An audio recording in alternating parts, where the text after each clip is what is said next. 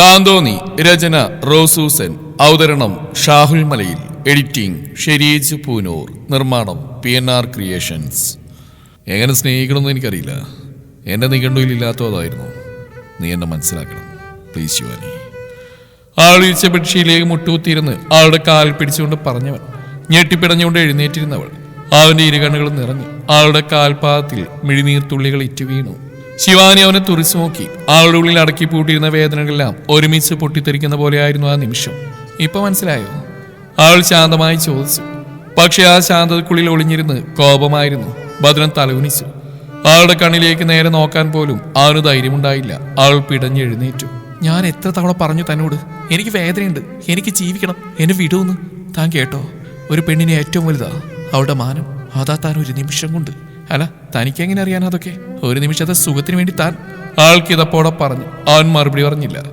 പറയാൻ വാക്കുകളില്ലായിരുന്നു. ഇപ്പൊ നീ കരയുന്നു, നീ മാറിയെന്ന് പറയുന്നു. പക്ഷെ ഞാൻ കരഞ്ഞപ്പോ, ഞാൻ വിങ്ങിപ്പൊട്ടിയപ്പോ നീ എന്ത് ചെയ്തു? ആൾ ചോദിച്ച ഓരോ ചോദ്യവും അവന് നെഞ്ചിലേക്ക് കുത്തിയിറങ്ങുന്ന കത്തി പോലെയായിരുന്നു. ഞാൻ തെറ്റ് ചെയ്തു. അവൻ മുറുമുറുത്തു. തെറ്റ്? ആൾ ചിരിച്ച് അവനെ പരിഹസിച്ചുകൊണ്ട്. അത് തെറ്റാണോ ഭദ്ര? അത് കുറ്റമാണ്. എൻ്റെ ജീവിതം തകർത്ത് എൻ്റെ മനസ്സിനെ കൊന്നത്. എൻ്റെ സ്വപ്നങ്ങൾ നിന്റെ ശരീരത്തിനിടയിൽ തകർന്നടിഞ്ഞു. അവളുടെ കണ്ണുകളിൽ നിന്ന് കണ്ണീരൊഴുകി. പക്ഷെ ആ കണ്ണീരിൽ പഴയ ബലഹീനതയില്ലായിരുന്നു. അത് ഉറച്ച നിലപാടിന്റെ കണ്ണീരായിരുന്നു. ഭദ്രൻ അവിടെ കാലിൽ നിന്ന് കൈവിട്ട് പതുക്കെ എഴുന്നേറ്റ് അവിടെ മുന്നിൽ നിന്നു. എനിക്കൊരു അവസരം തരൂ ശിവാനി. നീ പറഞ്ഞൊക്കെ ഞാൻ സമ്മതിക്കുന്നു. ഇനിയൊരു പെണ്ണിനെയും തേടി ഭദ്രൻ പോവില്ല, സത്യം. അവൻ അപേക്ഷിച്ചു. അവസരം നിനക്കോ? ഇല്ല, നിന്നെക്കുറിച്ച് ഇപ്പോഴും ഞാൻ അറിഞ്ഞുകൊണ്ടിരിക്കുന്നു. ഒട്ടും നല്ലതല്ല കേട്ടതും അറിഞ്ഞതും. നീ നശിപ്പിച്ച പെൺകുട്ടികളുടെ ശാപം നിന്റെ തലയിൽ പതിഞ്ഞു കഴിഞ്ഞു. ഇനിയുള്ള കാലം നീ പ്രാർത്ഥിക്കുക. അവളുടെ കണ്ണുകൾ ചുവന്നു. ശിവാനി, എനിക്ക് മനസ്സിലായി ഞാൻ ചെയ്ത തെറ്റുകൾ. കേവല ശരീരസുഖത്തിന് വേണ്ടിയിട്ട് പലതും ഞാൻ ചെയ്തു. ഇനി ഞാൻ തിരിച്ചറിയുന്നു. നീ മാത്രമായിരിക്കും ഇനി എൻ്റെ ലൈഫിൽ. ആൾ വീണ്ടും ചിരിച്ചു. ജീവിതം ഒരു പരീക്ഷയല്ല ഭദ്ര. പരാജയപ്പെട്ടാൽ വീണ്ടും എഴുതാൻ. ഇതൊരാളുടെ ജീവിത, എൻ്റേത്. ഞാനിനി നിന്നെ വിശ്വസിക്കില്ല. നീ കെട്ടിയ താലി എൻ്റെ കഴുത്തിലുണ്ടാവും എൻ്റെ മരണം വരെ. അതിനപ്പുറത്തേക്ക് മറ്റൊന്നും എന്നിൽ നിന്ന് പ്രതീക്ഷിക്കണ്ട. ആളുടെ വാക്കുകൾ വ്യക്തമായിരുന്നു. എനിക്ക് മനസ്സിലായി നീ പറയുന്നത്. എൻ്റെ മാറ്റം ഉൾക്കൊള്ളാൻ നിനക്കെന്നല്ല, ആർക്കും കഴിയില്ല. അത്രയ്ക്കും ദുഷ്ടതരം ചെയ്തു കൂട്ടിയവനാണല്ലോ ഞാൻ. ശരി, ഞാൻ നിന്നെ നിർബന്ധിക്കുന്നില്ല.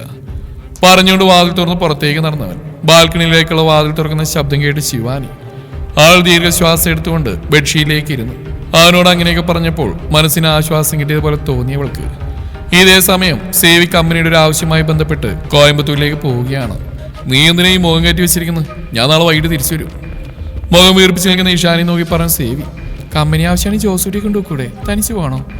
അവൾ വ്യക്തമായി ചോദിച്ചു. ജെനിയുടെ കോളേജിൽ പോകേണ്ടതുകൊണ്ടല്ലേ അവൻ എൻ്റെ ഒപ്പം വരാതിരിക്കുന്നത്? നിന്നോട് എത്ര തവണ പറഞ്ഞു വേണ്ടേ?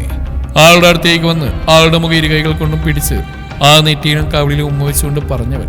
ശരി, ഇനി നിന്ന വൈകും പറഞ്ഞുകൊണ്ട് ചെറിയ ബാഗ് എടുത്ത് ഇറങ്ങിയവൻ. അവന്റെ ജീപ്പ് ഗേറ്റ് അടന്ന് പോകുന്നവരെ അപ്പനും ഇഷാനിയും നോക്കി നിന്നു. ഇവൻ എന്നാത്തിനെ ഈ രാത്രി പോകുന്നെന്നാ എനിക്ക് മനസ്സിലാവാത്തത്. കാണാനുള്ള ആൾക്കൂട്ടും സമയമില്ലെന്നാ പറഞ്ഞു. അതാ രാത്രി തന്നെ പോകുന്നു. ആ, എന്നാ പിന്നെ മോള് പോയി കിടന്നു, ഞാൻ പോയി ഗേറ്റ് അടച്ച് വെച്ചും വരാം പറഞ്ഞുകൊണ്ട് അപ്പൻ മുറ്റത്തേക്ക് ഇറങ്ങി. ഇഷാനി കിച്ചണിൽ പോയി ഫ്രിഡ്ജിൽ നിന്ന് വെള്ളം എടുത്ത് കുടിച്ച് റൂമിലേക്ക് പോയി. വാതിലടച്ച് കിടന്നപ്പോൾ ആൾക്ക് വല്ലാത്തൊരു ഒറ്റപ്പെടൽ തോന്നി. സേവിച്ചിനില്ലാത്ത ആ റൂം ആള് ശ്വാസം മുട്ടിച്ചു. വീട്ടിൽ നിന്നും പുറപ്പെട്ട് കുറച്ചു മാറി സേവി വണ്ടി ഒതുക്കി നിർത്തി പോക്കറ്റിൽ നിന്ന് ചെറിയ മൊബൈൽ എടുത്തു. അവന്റെ കണ്ണുകൾ വന്യമായി തിളങ്ങി. പേഴ്സിൽ സൂക്ഷിച്ചു വെച്ച സിം കാർഡ് അതിലേക്ക് ഇട്ടു. തന്റെ ഫോണിൽ നിന്ന് ഒരു നമ്പർ നോക്കി ആ ചെറിയ ഫോണിൽ നിന്ന് ഡയൽ ചെയ്തു. നിമിഷ നേരത്തിനുള്ളിൽ മറുവശത്ത് ഫോൺ എടുത്തു. വെപ്രാളം പിടിച്ചൊരു സ്വരം. സേവി മുരടനക്കി ശബ്ദം മാറ്റി സംസാരിക്കാൻ തുടങ്ങി. തനിക്ക് രക്ഷപ്പെടാൻ ഇനി ഒരേ ഒരു വഴിയേ ഉള്ളൂ. ഞാൻ പറഞ്ഞ പോലെ പ്രവർത്തിച്ചാൽ. അവൻ പറഞ്ഞിരുന്നതിന് മുമ്പ് മറുവശത്ത് നിന്ന് ഭയത്തോടെയുള്ള ശബ്ദം. ഇവിടുന്ന് ഞാൻ പുറപ്പെട്ടു.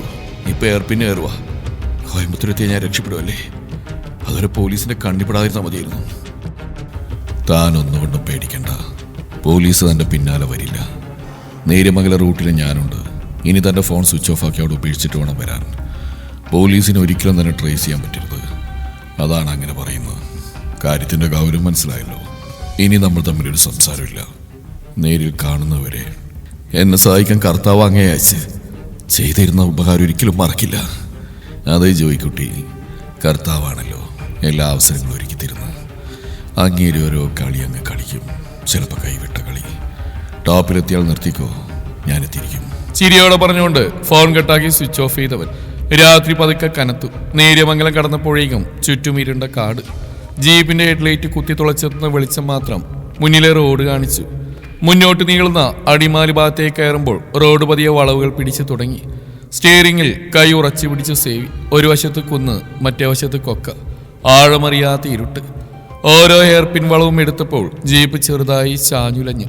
ടയറുകൾ റോഡിൽ പിഴുതു പിടിക്കുന്ന ശബ്ദം മാത്രം. മഴത്തുള്ളികൾ ഗ്ലാസിൽ പതിക്കാൻ തുടങ്ങി. വൈപ്പർ ടക് ടക് എന്ന് ശബ്ദിച്ചുകൊണ്ട് മുന്നിലെ കാഴ്ച തട്ടി തെളിയിച്ചു. പെട്ടെന്ന് ഒരു ഷാർപ്പ് വളവ്. അതിനപ്പുറം ഫോഗ് കട്ടിയായി കിടന്നു. ഹെഡ്ലൈറ്റിന് പോലും കുത്തിത്തുളക്കാൻ പറ്റാത്ത വെളുത്ത മതിൽ പോലെ. സേവി സ്പീഡ് കുറച്ചു. അവന്റെ ചൊടിയിൽ ഒരു ചിരി വിരിഞ്ഞു. പക അത് വീട്ടാനുള്ളതാണ്. അവന്റെ അണപ്പല്ലി ഞെരിഞ്ഞു. ജീപ്പ് നീങ്ങിക്കൊണ്ടിരുന്നു. ജോയ്ക്കുട്ടിയുടെ കാർ ടോപ്പിലെത്തി നിന്നു.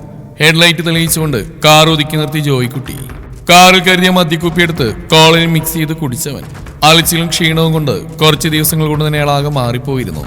അനിയന്റെ മരണവും തനിക്കെതിരെയുള്ള കേസും എല്ലാം കൂടി അയാൾ അസ്വസ്ഥനാക്കിയിരുന്നു. മുഷിഞ്ഞ വേഷവും താടിയും മുടിയും വളർന്ന ഭ്രാന്തനെ പോലെ ഒളിവിലായിരുന്നതിന്റെ സകല ഭാവമുണ്ടായിരുന്നു അയാളിൽ. സേവിയുടെ ജീപ്പിന്റെ വെട്ടം അടുത്തേക്ക് വരുന്തോറും അയാൾ പ്രതീക്ഷയോടെ നോക്കി. കുറച്ചു മാറി ജീപ്പ് നിർത്തി സേവി. മാസ്കും കൈയുറയും ധരിച്ചു. വലിയൊരു കറുത്ത ഓവർകോട്ട് ഇട്ടുകൊണ്ട് മഴയിലേക്ക് ഇറങ്ങി. മഞ്ഞുകൊണ്ട് കാഴ്ച മറഞ്ഞതിനാൽ ജീപ്പിന്റെ നമ്പരൊന്നും തെളിയുന്നുണ്ടായിരുന്നില്ല ജോയിക്കുട്ടിക്ക്. ഒത്തിരി പേടിച്ചു പോയല്ലേ? സേവി പൊട്ടിച്ചിരിച്ചുകൊണ്ട് ചോദിച്ചു. ആ നിമിഷത്തിൽ ജോയിക്കുട്ടി തിരിച്ചറിഞ്ഞു ആ ശബ്ദത്തിന്റെ ഉടമയെ. സേവിച്ചൻ.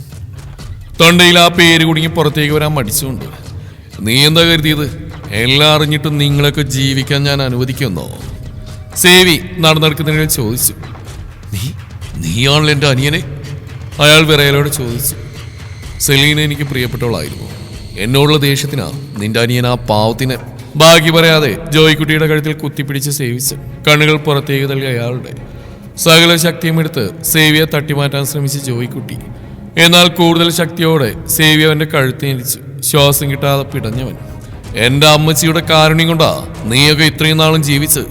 ഇതൊക്കെ നേരത്തെ അറിഞ്ഞിരുന്നെങ്കിൽ നീയൊക്കെ എന്നേ ഈ ലോകത്ത് നിന്ന് യാത്രയായനെ. പാപത്തിന്റെ ശമ്പളം മരണമാണ് നീ കേട്ടിട്ടില്ലേ? നിന്റെ അനിയൻ അറിഞ്ഞു കഴിഞ്ഞത്. അതുപോലെ തന്നെ നീയും അറിയണം. നിങ്ങളുടെ മരണത്തിൽ മനംനൊന്ത് ഭ്രാന്തിയെ പോലെ അലയണം തങ്കച്ചി. നീയൊക്കെ ജനിപ്പിച്ച മക്കൾക്ക് തന്നെ ഭാരമാവും കുറച്ചുകൂടെ കഴിഞ്ഞാൽ. ചെയ്തു കൂട്ടിയ പാപങ്ങളൊക്കെ തിരിഞ്ഞൊത്താൻ തുടങ്ങിയാൽ കിടന്ന കിടപ്പിൽ നരയിക്കേണ്ടി വരും. അവരൊക്കെ മടുക്കും. അതിനേക്കാൾ നല്ലത് എൻ്റെ കൈ കൊണ്ടുള്ള സുഖമരണമല്ലേ ജോയിക്കുട്ടി? ശരിക്കും പറഞ്ഞാ അങ്ങനെ മരിക്കേണ്ടവരല്ല നിങ്ങൾ. എൻ്റെ ഒരു സമാധാനത്തിന് എൻ്റെ അമ്മച്ചിക്ക് പറഞ്ഞൊരു ആൺകുട്ടിയാണെന്ന് നിങ്ങളൊക്കെ അറിയണം. സേവിച്ചൻ കൈകളൊന്ന് അയച്ചു.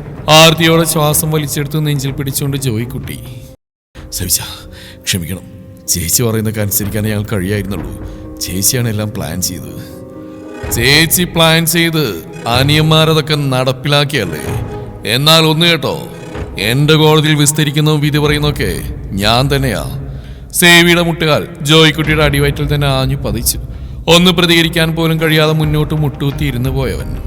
കുനിഞ്ഞാവന്റെ തലമുടിയിൽ കുത്തിപ്പിടിച്ചുകൊണ്ട് എഴുന്നേൽപ്പിച്ചു സേവി കാലിയടങ്ങുന്നവരെ ഇടിച്ചും തൊഴിച്ചു അവശനാക്കി. അസ്ഥികൾ നുറുങ്ങുന്ന വേദന, മരണഭയം ജോയിക്കുട്ടിയെ പിടികൂടി. അപേക്ഷിച്ചെങ്കിലും സേവി കേട്ടില്ല. നീയൊക്കെ കാരണം അനാഥമായ ഒരു കുടുംബം കൂടിയുണ്ട് ചന്ദ്രശേഖരന്റെ. അല്ലെങ്കിലും നിന്നെ ഡാനിയിൽ പിടികൂടുമായിരുന്നു. കാരണം അയാളുടെ ശരീരത്തിലോടുന്ന ചന്ദ്രശേഖരന്റെ രക്തമാ. ഇഷാനിയുടെ സഹോദരനാണ് ഡാനിയൽ ഈശ്വർ. അവന്റെ കയ്യിൽ അകപ്പെട്ടാലും നിനക്ക് മരണമായിരിക്കും വിധി. കോടതിയുടെ വിസ്താരത്തിനും നിന്നെ അവൻ വിട്ടുകൊടുക്കില്ല. പക്ഷേ എന്റെ കൈ കൊണ്ട് ചാവാനാ നിനക്കും നിന്റെ അനിയനും ഞാൻ നൽകുന്ന ശിക്ഷ. സേവി കുഴഞ്ഞുപോയ ജോയിക്കുട്ടിയുടെ ശരീരം എടുത്തുയർത്തി കാറിനരികിലേക്ക് നടന്നു. അബോധാവസ്ഥയിലായിരുന്നു ജോയിക്കുട്ടി. എന്താണ് സംഭവിക്കുന്നതെന്ന് അറിയാൻ അവന് കഴിഞ്ഞില്ല. ഡ്രൈവിംഗ് സീറ്റിലിരുത്തി സീറ്റ് ബെൽറ്റ് ഇട്ട് കാറിന്റെ ബ്രേക്ക് വയർ കട്ട് ചെയ്ത് സേവി ബോണറ്റിന് മുകളിൽ നിന്ന് മദ്യക്കുപ്പിയെടുത്ത് ജോയിക്കുട്ടിയുടെ മുഖത്തേക്ക് തെളിച്ചവൻ. അബോധാവസ്ഥയിൽ നിന്നുടന്ന് ജോയിക്കുട്ടി. അപ്പോഴേക്കും കാർ ലോക്കായിരുന്നു. താൻ കാറിനുള്ളിൽ ബന്ധനസ്ഥരാണ് തിരിച്ചറിഞ്ഞ നിമിഷം അവന്റെ തലച്ചോറിൽ അപായമണി മുഴങ്ങി. മേരിയമ്മയെ തങ്ങൾ ഇല്ലാതാക്കാൻ പ്ലാൻ ചെയ്ത അതേ പദ്ധതി. അവന്റെ കണ്ണുകൾ പേടിയോടെ സേവിയെ തിരഞ്ഞു. പിന്നിൽ ജീപ്പ് സ്റ്റാർട്ടാവുന്ന ശബ്ദം കേട്ടു. ഞൊടിയുടെ നേരം കൊണ്ട് തന്റെ കാറിന് പിന്നിൽ വന്നിടിച്ച ജീപ്പ്. റോഡിൽ നിന്നും തെന്നിമാറി കാർ ശക്തിയോടെ അല്ലെങ്കിലും ചെറുതായി പൂച്ചയിലിയെ തട്ടിക്കളിക്കുന്ന പോലെ ഒന്ന് രണ്ട് തവണ ചെറുതായി ഇടിച്ച് റോഡിൽ നിന്നിറക്കി. മരണഭയം കൊണ്ട് അലറി വിളിച്ച് ജോയിക്കുട്ടി. അവന്റെ ശബ്ദം പുറത്തേക്ക് കേട്ടില്ല. അടുത്തൊരിടിയിൽ കാർ പൂർണ്ണമായും കൊക്കയിലേക്ക് മറിഞ്ഞു. സേവിയുടെ ജീപ്പ് ഇരുട്ടിനെ കീറി മുറിച്ചുകൊണ്ട് മുന്നോട്ട് നീങ്ങുമ്പോൾ താഴെ ആഴത്തിലുള്ള കൊക്കയിലേക്ക് പതിക്കുകയായിരുന്നു ജോയിക്കുട്ടിയുടെ കാറ്. കുറെ മാറി ആ ചെറിയ മൊബൈൽ ഫോൺ ഉപേക്ഷിച്ച് സേവിച്ചൻ. കൈയുറയും മാസ്കും കോട്ടും ഓരോ സ്ഥലത്തായി എറിഞ്ഞു കളഞ്ഞവൻ. തെളിവുകളെല്ലാം നശിപ്പിച്ചുകൊണ്ട് സേവി കോയമ്പത്തൂരിലേക്ക് യാത്ര തിരിച്ചു. സേവി കോയമ്പത്തൂരിലെ ഹോട്ടൽ മുറിയിലെത്തി ഫ്രഷായി ഫോൺ ചാർജിലിട്ട് ബെഡിൽ കിടന്നു. കൈ രണ്ടും വിടർത്തി വെച്ചുകൊണ്ട് അവന്റെ മുഖത്ത് ചിരി വിടർന്നു. സേവിയുടെ ആഗ്രഹം നിറവേറിയിരിക്കുന്നു. നിനക്കിനി നിത്യവിശ്രമം, അവൻ തെല്ലുറക്കെ പറഞ്ഞു. ഓരോന്ന് ആലോചിച്ച് കിടന്ന് അവനൊന്ന് മയങ്ങി. നിർത്താതെയുള്ള മൊബൈൽ റിംഗ് കേട്ട് സേവി ഉണർന്നു. കണ്ണുകളൊന്നുകൂടി തിരുമ്മി എഴുന്നേറ്റവൻ ഫോൺ എടുക്കാൻ തുടങ്ങുമ്പോഴേക്കും കട്ടായി. നാശം, ഉറങ്ങാനും സമ്മതിക്കില്ല. പിരിവിരുത്തുകൊണ്ട് ഫോൺ എടുത്തവൻ ജോസൂടിയുടെ നമ്പർ കണ്ടപ്പോൾ അവന്റെ മനസ്സിൽ തലേ രാത്രിയിലെ സംഭവം ഓർമ്മ വന്നു. പെട്ടെന്ന് തിരിച്ചു വിളിച്ചവൻ. എന്നതാടാ?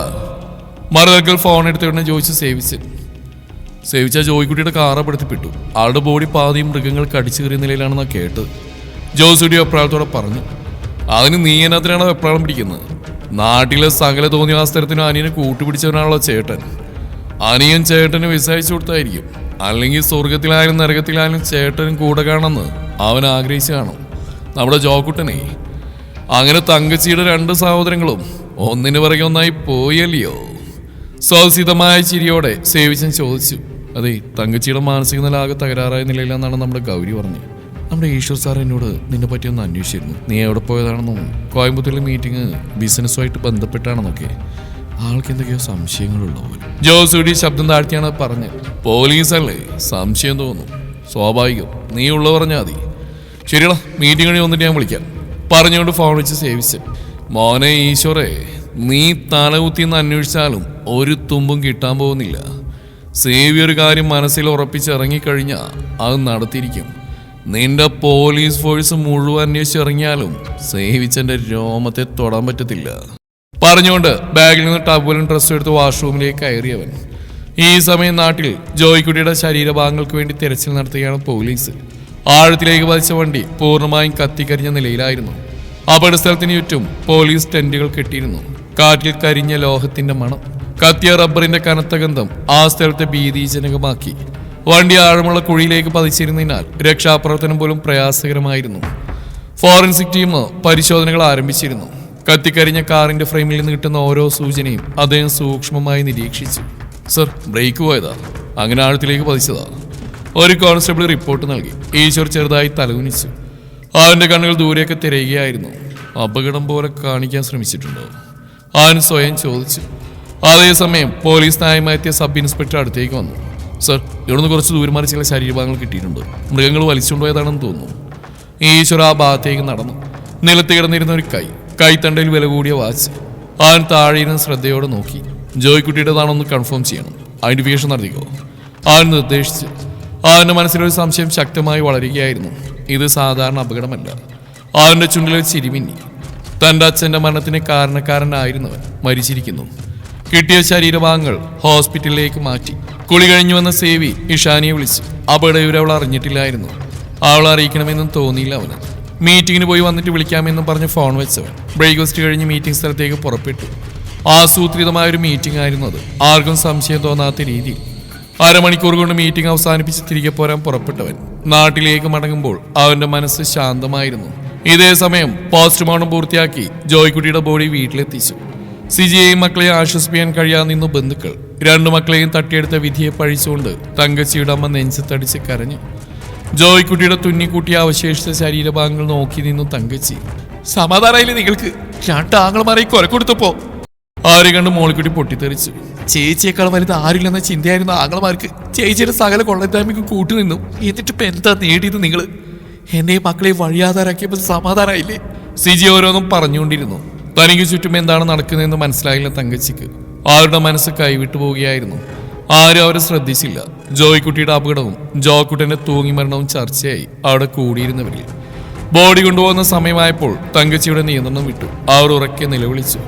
മാനസിക രോഗിയെപ്പോലെ അവൾ അക്രമാസക്തയായി. ബോഡി എടുക്കാൻ ആരെയും സമ്മതിച്ചില്ല അവർ. ഒടുവിൽ അവരെ പിടിച്ചു കിട്ടിയാണ് ബോഡി അടക്കം ചെയ്യാനായി കൊണ്ടുപോയത്. ബന്ധുക്കളിൽ ചിലർ കൂടിയാലോചിച്ച് തങ്കച്ചിയെ മെന്റൽ ഹോസ്പിറ്റലിലേക്ക് മാറ്റി. ഡോക്ടർമാർ ഒടുവിലൊരു തീരുമാനത്തിലെത്തി. മരുന്നുകൾക്ക് പ്രതികരണമില്ല. അവരുടെ നില ഗുരുതരമാണ്. ഷോക്ക് ട്രീറ്റ്മെന്റ് വേണം. ബന്ധുക്കൾ ആദ്യം ഭയന്നു. ഷോക്ക് കൊടുത്ത അപകടമല്ലേ ഡോക്ടറെ? ഡോക്ടർ ശാന്തമായി പറഞ്ഞു. ഇത് പഴയ പോലെയല്ല. നിയന്ത്രിതമായി സുരക്ഷിതമായിട്ടാണ് ചെയ്യുന്നത്. ഇപ്പം ഇതാണ് ഏറ്റവും നല്ല മാർഗം. തങ്കച്ചി ഒരു വെള്ളക്കിടക്കൽ കിടത്തി. ആളൊന്നും മനസ്സിലാകാതെ ചുറ്റും നോക്കി. ജോക്കുട്ട, നീ എവിടെയാടാ? ജോയ്ക്കുട്ടി വാടാ, നമുക്ക് കഴിക്കണ്ടേ? നേഴ്സ് അവരുടെ കൈ പിടിച്ചു. ഒന്നും പേടിക്കണ്ട, എല്ലാം ശരിയാവും. ചെറിയ തയ്യാറെടുപ്പുകൾക്ക് ശേഷം ഡോക്ടർ സിഗ്നൽ നൽകി. അവരുടെ ശരീരം വെട്ടിവിറച്ചു. ഏതാനും നിമിഷത്തെ പിടച്ചിലിന് ശേഷം നിശ്ചലമായ ആ ശരീരം അവർ മയക്കത്തിലേക്ക് വീണു. ഇഷാനിയും മേരിയമ്മയും വിവരങ്ങൾക്ക് അറിഞ്ഞു. രണ്ടുപേരും മാറി മാറി സേവയെ വിളിക്കുകയും ചെയ്തു. ഓഫീസിൽ നിന്ന് ഇഷാനി വീട്ടിലേക്ക് പോയി. മേരിയമ്മ തന്റെ വീട്ടിലേക്കും.